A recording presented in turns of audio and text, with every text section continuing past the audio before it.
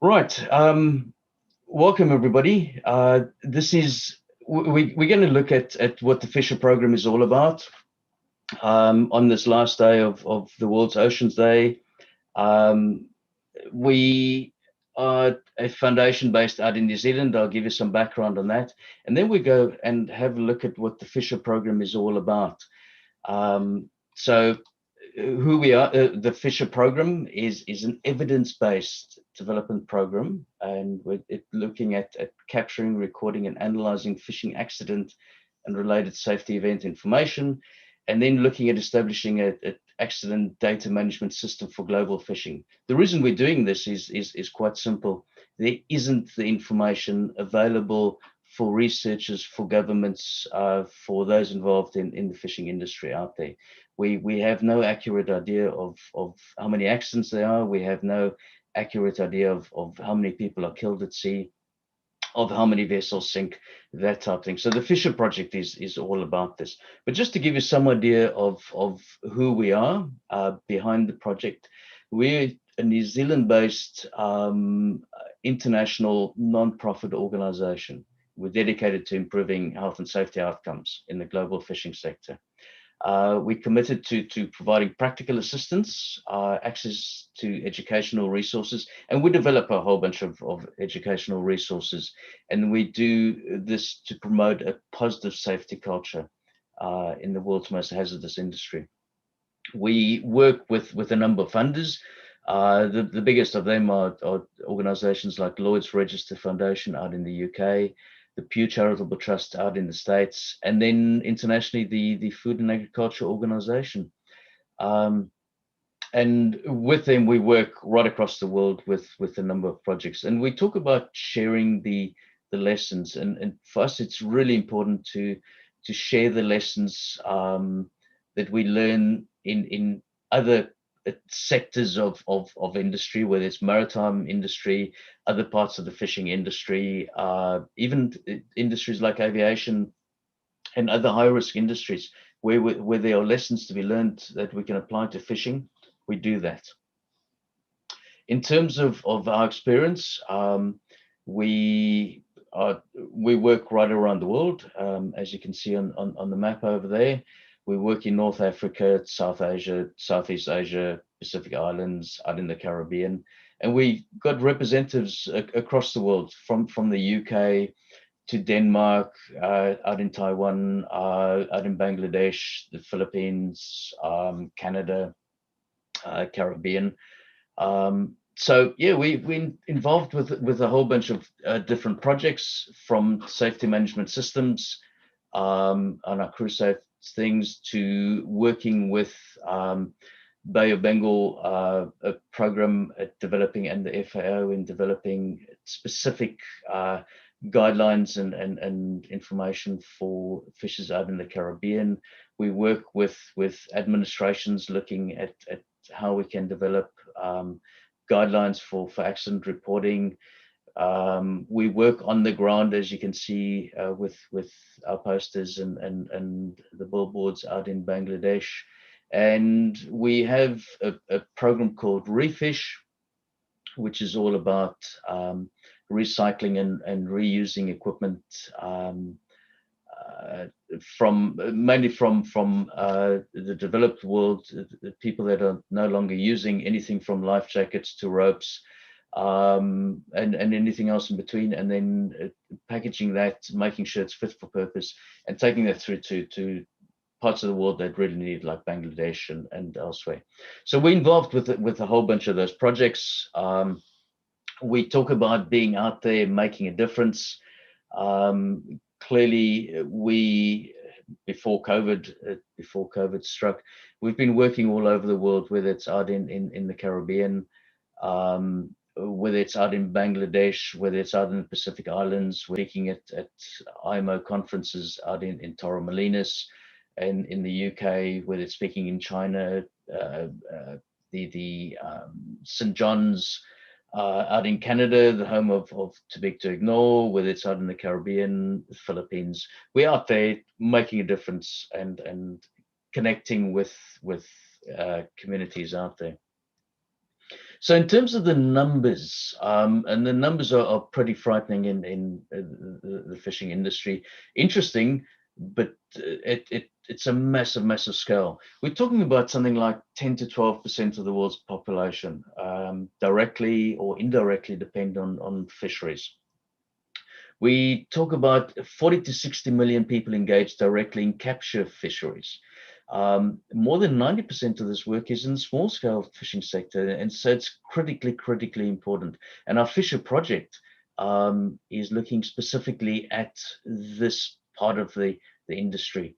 You might have seen stats like a 17% of animal protein consumed globally is fish, and it's up to 70% in some places.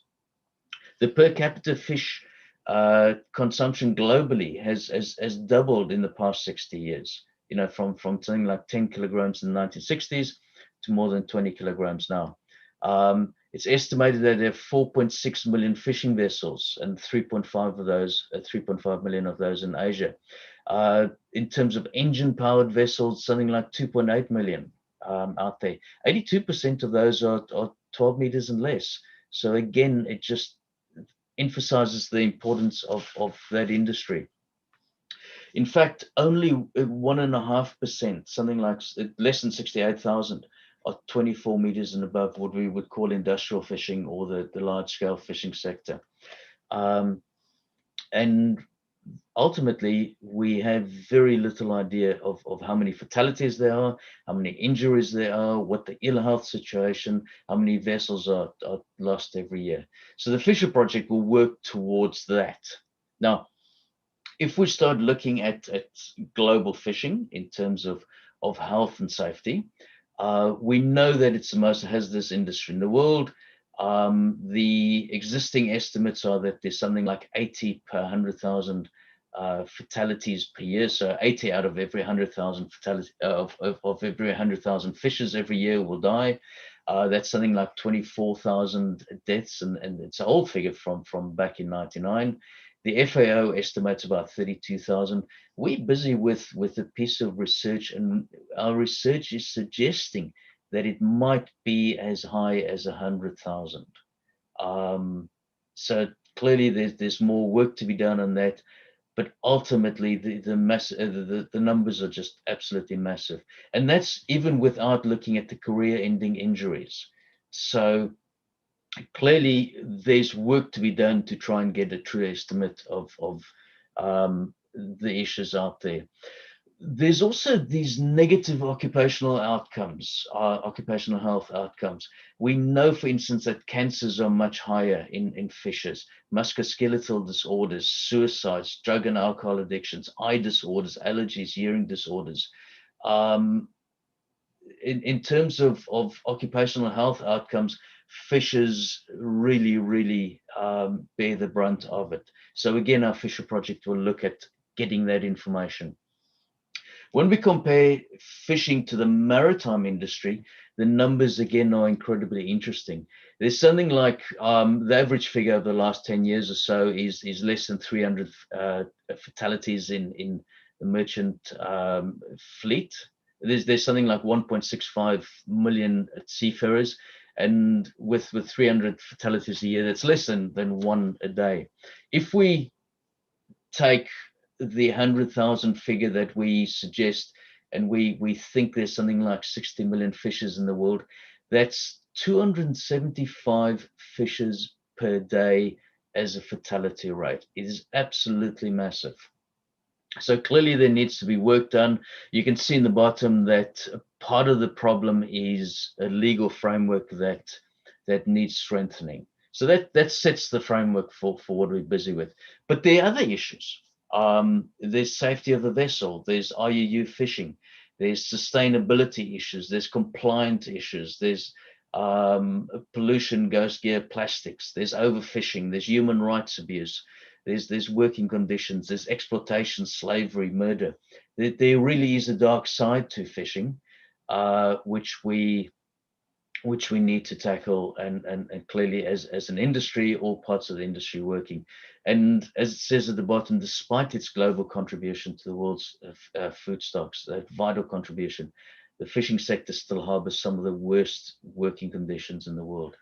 Out in New Zealand, where we're based, we have a Maori saying, and essentially it ends, "Hei tangata, hei tangata, hei tangata." And the full translation there is, what is the most important thing in the world? It is people, it is people, it is people. Hei tangata, hei tangata, hei tangata. So clearly for us, working in this, it's the people issue that we need to focus on. And this whole thing is it's more than just safety. There was a classic case, a vessel that was arrested in Cape Town in May 2018. It was arrested under one of the international legislations, C188. It's found to be unseaworthy, harsh, hazardous living conditions, absence of crew contracts for most of the crew, etc., etc. Further investigation revealed, physical abuse and shark finning. It's illegal under Taiwanese and is a Taiwanese registered vessel. And I guess this case clearly showed that link between forced labor, IUU fishing, and vessel safety. So we can't just tackle vessel safety and people safety in isolation of all of these other things. Interesting with this case is I got sent a photo about a year before she was detained, where the same vessel had hit the breakwater in Cape Town. So maybe there is that clear link between safety and safety of the vessel and safe operation and some of these other issues out there. So jumping into the Fisher projects, the origins of the work we're doing sit back with work that the FAO had done more than 10 years ago. And they looked at guidelines for accident reporting and analysis systems, and they found clearly that there was a lack of accident reporting, there was a lack of accurate data in terms of injury, fatality, and vessel losses, and there was a need for a global accident and an analysis database. So we picked this up, and this is where we're working. They in fact tested their guidelines. There were some really good guidelines. They tested their guidelines, and then we also fell back onto some of the original work that had been done in industry right back in the late 90s, where that 24,000 figure came from, and some further work that Lloyd's Register Foundation had done looking at safety in the fishing industry. So we decided to, what's next? So we decided to pick this thing up and start running with it. And to start off accurately, we needed to look at the data. What are the facts out there? So if we say that that time when we started the project that the statistic was 20 years old, 24,000 or 32,000, but really we had to determine how accurate that figure was. We needed to know how many of the world's 4.5 million fishing vessels sink and burn. We needed to know how many of the world's 40 million plus fishers are killed and seriously injured every year. And we needed to start looking at how many die early because of the negative health outcomes prevalent in the industry. So that's set the basis for our works. We looked at why the data was so important. Why is it important? Well, we needed to find out what the dollar and human costs were associated with fishing accidents and ill health. Clearly, there's a cost. We needed to look at the causal factors. What was causing these accidents and injuries and, fatalities? Because once we have that information, we can start doing something about that. We needed to see whether the resources currently implemented are being used effectively and efficiently. And finally, for future interventions, we needed to get information so we could use an evidence-based decision-making techniques. And some examples of that, for instance, as I said, it's all about evidence-based interventions. If we, for instance, saw that most boats sink because they are deficient in construction. Maybe the solution is plastic boats. Maybe it's a whole different kind of vessel design, and maybe we could save the most lives by redesigning and remanufacturing fishing boats. Maybe that's where all the aid money should go into. Maybe our data would bring out the fact that most fishers die before their counterparts ashore. So maybe it's all about primary health care. Maybe most people die at sea because the vessels are lost, and cheaper and easier connectivity is what we are looking for. And maybe quite simply, we should be looking at mobile technology and even things like putting phone repeaters on fans. So essentially, all we did there was look at, if we had the data about how and where and when people die and why they die, we could start doing something with this. And these are just some of the ideas that are out there. So ultimately, we looked, so this formed the basis, and we looked at what are we going to do. So the Fisher program, the Fisher project, is an evidence-based development program aimed at capturing, recording, and analyzing fishing accident and related safety events. So if we could get the information in, if we could record it, and we could then analyze it and do that through establishing a global fishing accident, fishing industry accident data management system. This would give us information to provide guidance to industry, guide cost-effective interventions, and shape legislative reform. So that's the whole thinking behind the Fisher program. To do that, we started working with the International Maritime Organization. We started working with Lloyd's Register Foundation, Pew, and we signed a letter of intent very recently, in fact, during last month, so we could get these parties on board. The International Maritime Organization, clearly, because it sits within their remit to look at all things maritime.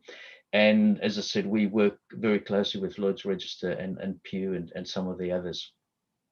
So we've signed this letter of intent. We're doing research, so the project has in fact started. We've also started testing the various aspects of the Fisher project out in St. Lucia. We'd been working with the FAO in St. Lucia on another project, and we'd started this project back in the Caribbean in 2019, 2020. We started working with 8 different Caribbean nation states, and we developed training material. We ran a train the trainer workshop in St. Lucia in January 2020, just before the world shut down. So we're working out their training program, and part of their training program was discussing this whole issue about how do we record accidents, how do we use information. Part of that program was always also developing guidelines for competent authorities on the accident management process. So in other words, working with the governments and legislations about what is needed to record accidents, because we found in our work that many of the administrations simply don't have the tools or the systems in place to record accidents. So we set up that guideline. We introduced the guidelines in the Fisher project at this workshop, and we also then are busy in a follow-up project in St. Lucia to assist the administration there in implementing. So this serves as a test case for the future development and implementation. And I'll show you how it's critically important that we get both fishers and the administrations on board with the accident reporting program. So we talk about accident reporting being both mandatory and confidential. And this is the first real interesting point for debate. When we spoke to the fishers and the administration in the Caribbean countries, we started selling the idea of having a confidential reporting system as well. And to be fair, the administrations were hesitant about this at first, but there is a realization out there that fishers don't report everything. For whatever reason, they choose not to report everything, and we are selling and we're promoting the idea of giving fishers a confidential reporting system as well. I'll show you now how that all works together. And it's really important to start selling this. We developed an app on the Fisher platform, so that fishers can start reporting on that.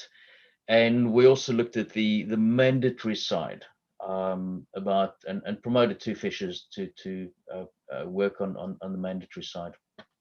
And part of this process was then looking at the legislation in the countries to see whether it supported accident reporting. And we ended up in St. Lucia with developing a new fishing occupational safety regulation and the code of safe working practice for smaller vessels. Both that support this whole idea of reporting accidents and learning from that. So just to show you how these two things work together, um, in terms of the mandatory legislative reporting, it's normally in most parts of the world we work, it's a manual paper-based system. It goes to the National Maritime Authority and it's recorded in some sort of database. And in fact, this is fairly idealistic because, as I said, in many parts of the world, this simply doesn't take place for a number of reasons. So, but in an ideal situation, it'd be a mandatory reporting system. If a fisher was involved in an accident or a vessel was lost, this would be reported, and the national authority would then record it. We've suggested a supplementary system of voluntary confidential reporting. Looking at we call them fisher reports, and these fisher reports can be manual based, they can be paper, manual paper based, they can be online. We have an online program. It can be a mobile phone app, which might be simply a voice recording, or it could be a data entry, depending on what the fisher is more comfortable with. This goes to us at the Fisher Project. It's managed by, as I said, the Fish Safety Foundation, and we record that in a Fisher Project database. And this is, as I said, we've now have the letter of intent with the IMO and with other parties to develop that project database. There is interaction between these two. We understand that sometimes fishers will give us information that is really, really important, that the administration knows about that. There's a dotted line because we have to respect the confidentiality of the reporter. So we'll desensitize, de-identify the information where possible, and then confidentially talk to the authority. And we're also talking to authorities around the world to get access to their database so that we can link everything in one database around the world. So the combined records can be analyzed, and the two things that come from that, we determine what are the lessons learned, and we can start analyzing data and compiling statistics. And it's really important that there's one big database that we can bring all the information about fishers around the world into that. We'll publicize lessons learned. I'll show you a bit more about that, and we can use the data in future intervention programs. So how do we go about implementing a reporting culture? Because these are about a culture. It's about changing the cultures. Simply mandating reporting doesn't work for a whole bunch of reasons, as I said.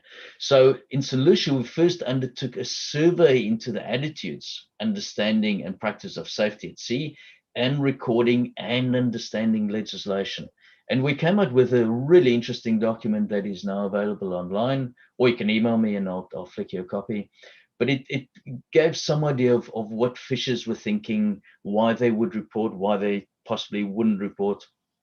So we worked on that, and then we had to promote this whole idea of reporting, and we did that through a TV public service announcement. We did that through posters, some leaflets. I'll show you some pictures of that now. But it's much more than just setting up a system in place. You need to promote it. You need to understand the people that you're working with. So the survey that we ran there looked at a number of things: fisher details and accident details and cause of accidents and understanding of safety legislation. And this was the important part in terms of the Fisher program: the requirements, understanding, and options for accident reporting. So we asked the following questions: are you aware of the regulatory requirement to report accidents? And less than half of them knew about that, which is interesting. Then we asked, do you report all accidents as required? If not, why not? And only a third of them said yes. A number of them said no. And while there were things like, well, I've never had an accident, so I've never had to do that, there were answers like, no, we don't like dealing with police. We don't see the need to report them, etc., etc. And what that showed us was that even if fishers knew they had to report, quite often they chose not to for a whole bunch of reasons. And then we asked, would you use a voluntary confidential reporting system if it was available? And by far the majority said yes, which was really encouraging, and that allowed us to start working on this. Confidential reporting is interesting because, as I said, there's a number of reasons why fishers might not want to report accidents and other events to authorities. But it's incredibly valuable that we get that information in. And in fact, in the commercial maritime sector, there are two confidential reporting programs out there. We ambassadors for both of those. It's the Mars and the Chirp program. And the information that we get from those things, and this is, as I said, mainly in the broader maritime industry, goes into reports and annual digests and inside articles, and becomes an incredibly valuable source of information for industry. It's fishers and mariners will look at what other people, what's happened to other people, and talk about that and use that information. So it's incredibly valuable information for us, and we will be doing the same in the fishing industry. So this information, as I said, that comes in both from the formal sector and through the confidential reporting, we'll, through the database, we'll start analyzing, looking at inside reports, annual reports, that type of thing. As I said, there was a public service announcement with a TV. It's available on YouTube. Again, happy to see it. If you want that, it's really good to have a look at. We can do the same in your country, obviously.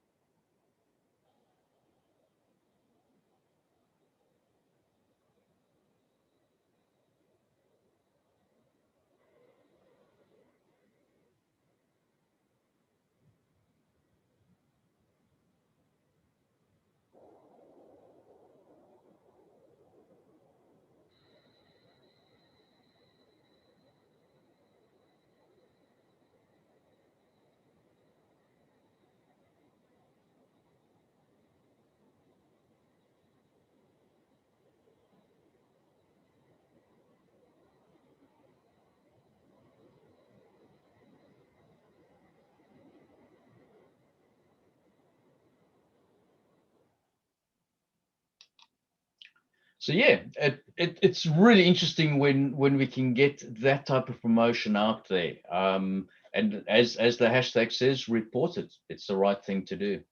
We followed that up with a poster. again on the screen with some leaflets, and it's all about giving fishers the information where to report things, giving them that option, promoting the formal reporting, the legislative requirement, but at the same time saying that if for whatever reason you're not comfortable in doing that, report it anyway, and then use the confidential reporting system out there. We've gone further and started setting up reporting dashboards for administrations, so that the administrations around the world can set up their own databases, and we'll assist with that. And they'll have a visual dashboard so they can see what some of the results are. So it becomes interactive for them, and ultimately they share that information with us, and we are then promoting safety in a broader sense out there. This can't be done in isolation, only sitting with administrations or only sitting behind a desk. So for us as the Fish Safety Foundation, especially in terms of this project, it's really important that we're working with fishing communities out there. And that means being out on the ground. As soon as the pandemic's over, we'll be back on the ground working with communities and spreading the message there. One of the other ways that we get the message across very effectively is via social media. And we make a point of working with fishing groups, fishing family groups, especially on Facebook. In much of the developing parts of the world, Facebook is the medium that gets used a lot. So we make those connections, and we believe that, especially with the confidential reporting systems, the reporters will in future quite often be the families. There might be family members that are more savvy and more comfortable with mobile technology, or with Facebook or one of those platforms, and we'll use that to promote our message about reporting. And we are quite happy to take in information from that as well. We know that families have a vested interest in their folk out there fishing. And so for us, it's a case of being out there physically with folk on the ground, or socially on social medias online. It's a really important part of what we do, and of getting the message across. So we spoke earlier about this issue, the story about getting the lessons learned. So we go way beyond simply promoting reporting. So we're setting up this global accident data management system. And the whole idea is, once accidents are reported and recorded, the next important step for us is the analysis of this information. And we're looking at what are the lessons that we can learn from that, and how do we give that back to industry.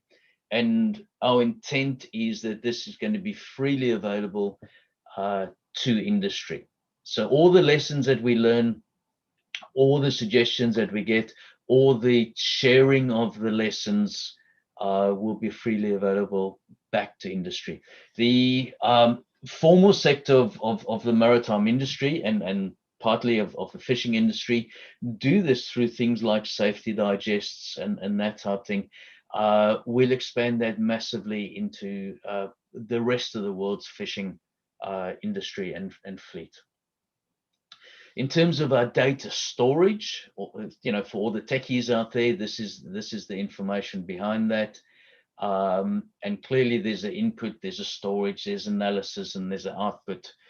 And the output is replicated in other parts of the world. In fact, the IMO has what they call the Global Integrated Shipping Information System, GISIS. And within that, there's a marine casualties and incidents, but it doesn't cater for the small scale fishing fleet. So we're going to expand on that. EMSA, if you're familiar with them out in Europe, is the European Maritime Safety Agency, and they have a very good information platform called NTSIP. Now, again, fishing is included in that, but the emphasis isn't on small scale fishing. So much of that is left out. So we'll fill that gap. But what they do really well from the information that they have is the safety analysis. And again, we emphasize that the more information we get in, the better analysis we can do, the better lessons learned. And then we, as I said earlier, we'll also look at other industries. The Flight Safety Foundation has some really good information capturing and data sharing platforms out there, and we can learn again from that. Things like statistical analysis of what's happening out in the industry. So we learn right across different platforms, especially in high risk industries. And again, sharing those lessons. In terms of the analysis, a large part of that is looking at what happened, what went wrong. And in doing that, we'll work with administrations and we'll work within the system to analyze accidents, to see what are the factors behind the accident, what can be done to prevent it happening again. And those lessons, again, will be going out to industry.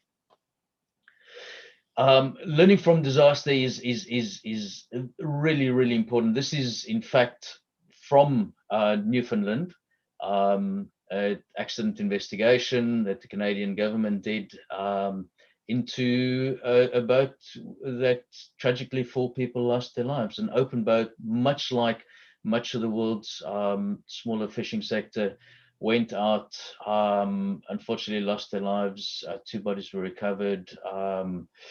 And the lessons learned from those things are incredibly important. As you can see from the bottom there, the investigation also determined that the Pop Sprite didn't have an emergency position indicating radio beacon and EPIRB, and this wasn't required by legislation. So it gives the legislator an opportunity to revisit their legislation and see if there's anything more they can do. And then I said earlier, we work with the Mars scheme. And again, this is putting out information in a way that is interesting, that fishers and the industry can learn from that. So I just want to close off and say, there's a lot that needs to be done. From our side, what we think needs to be done, what's really critical, is we need to get fishers reporting accidents, whether that's through the formal mandatory system or whether that's using the confidential reporting system that we have. We need to get that. We need to work with people on the ground. We need to promote that. We need to gather the data, make sure that we have all the data. We need to analyze that. We need to get the information up. And on the international front, we need to be represented at conferences. We need to work with the IMO. We need to work with administrations around the world. So really, in a very short time, that's an overview of the Fisher project, what we're doing, what needs to be done. We can be contacted at any time on the information at the bottom of that. Have a look at the fishsafety.org website, have a look at our Fisher website, and more than happy to answer questions now. I know time's running out, or any time going on from this. So I'll go back to this, and if there are any questions, happy to take that.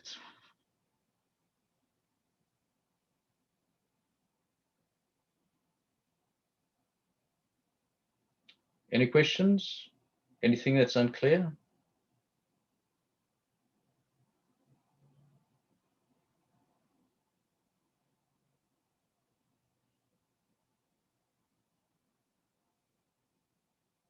In that case, from me, thanks very much for the opportunity to discuss what we do, introduce the Fisher program, and hopefully we can count on your support going forward. Thanks very much.